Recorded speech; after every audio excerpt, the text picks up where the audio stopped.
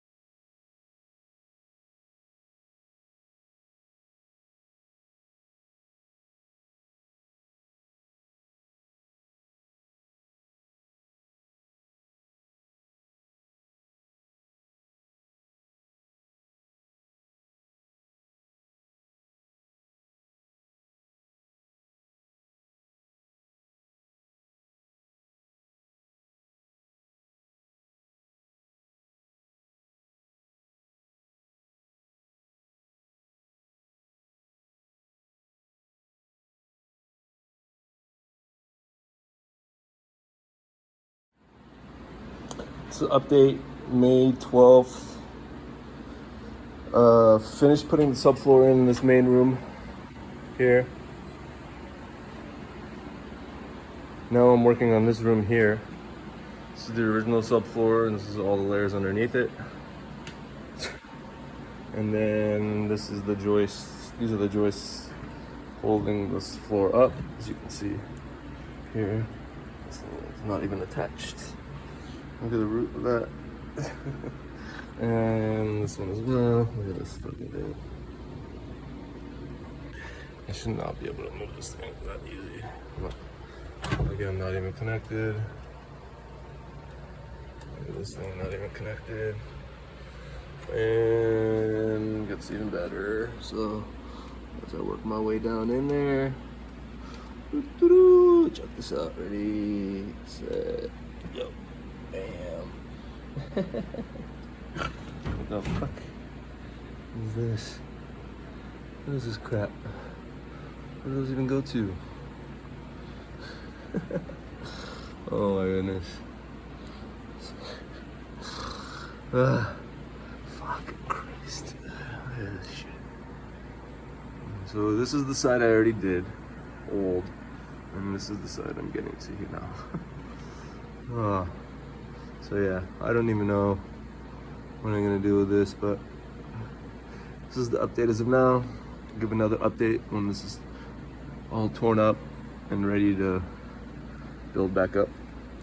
So hopefully see you soon. Today's update on the house remodel, Saturday, June 17th, and working on the old laundry room slash new bedroom. So what we're doing today is digging posts and filling it with cement. So I have two to do today along the string line. I'll put video or pictures of what this used to look like before we removed the floor system, quote unquote. And I already laid in this one and this post. Didn't get it all on video, but today I plan on showing what I did to those with these two new posts that are going in. So once these two are put in, then I can add the beam, girder beam, where the floor joists will then sit on. So first step of order is turn off the electricity in this room because I'll be working closer to these two live wires, whereas before that wasn't really necessary. So go and test it on. So we'll go and shut those off here in a moment, and then I'll get to work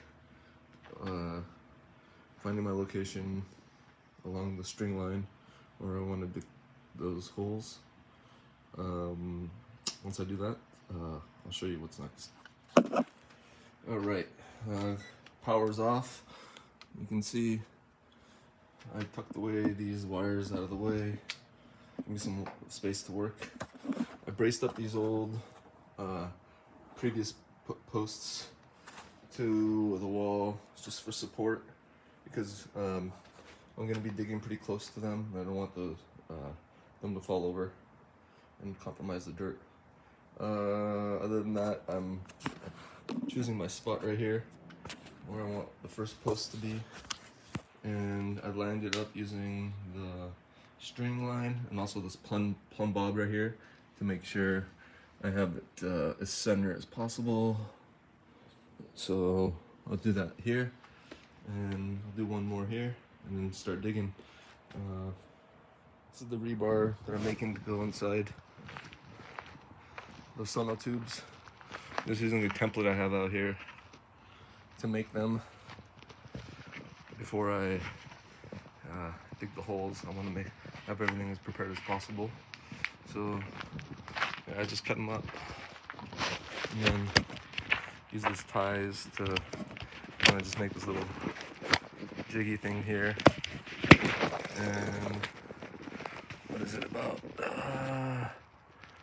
26 inches long, high, and I'm gonna fit right in the tube. That's what I did to the other ones. So I'll make another one and then be able to set them in there.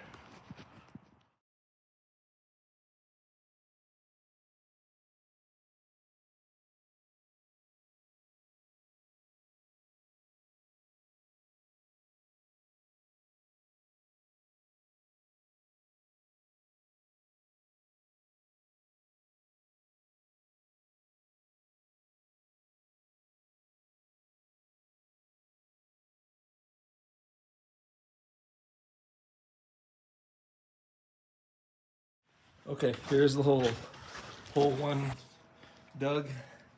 It's about 32 inches deep below the gravel or below the surface. I had some tree roots through there that I had to cut. Packed it with gravel and ready to put the tube in there with rebar, and then do the next one, and then I'll pour some cement. Be right back. Okay, one tube is put into the ground. Rebar is in there. This is level. As level as can be. Really, that's good there. That's level there. And it's backfilled. Ready to pour cement in this. I'm going to put a form up, and then concrete form, and then pour cement. But before I do that, I'm going to dig that hole, and then do the same thing there with the rebar and sonotube. It's not a hole yet, it's just a template.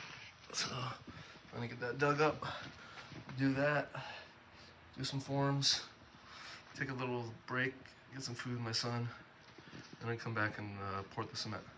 All right. I got both posts basically prepped for cement. Pour. Got the form staked into the ground so it doesn't move when I pour. Support it for a little bit, both of them. Triple check that's lined up with the line. I'll bring the laser in ultimately to set the base, the metal base.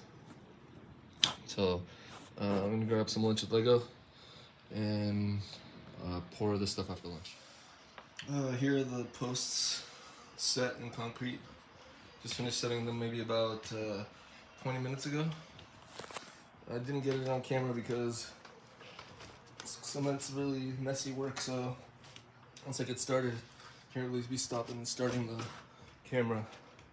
But just laid them, used the laser to line up the lines and the holes, level.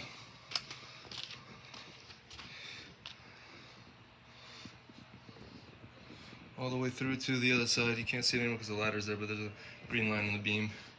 So, just getting ready to just kind of trowel this out a little bit, make it nice and clean. And yeah, so that's the update. Did all this today, and glad I got most of it on tape because usually I don't. Usually I just do the work and then get before or after on tape. But I wanted to document this. So yeah, there you go. Once these cure up for a couple days, I'll go ahead and put the beams on them, and then I can start laying the joists. So that's the update. Peace out.